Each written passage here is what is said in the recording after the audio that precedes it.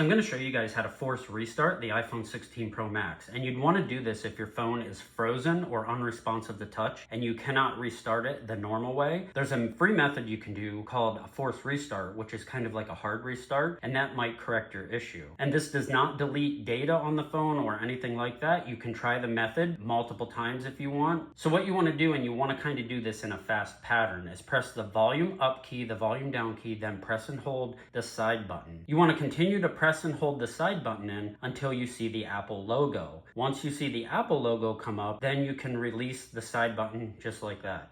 It should take about 10 to 20 seconds. Your phone should come back up to the screen showing the time. Okay, so mine just came up showing the time. I should be good to go now, and I can't tell you guys why they freeze up like that. Sometimes they just do that, they get a bug in them or whatever, but hopefully that helps you get your phone back to normal. If this video helped you out, please hit that like button and share the video. Subscribe if you want, and I will see you guys in the next one.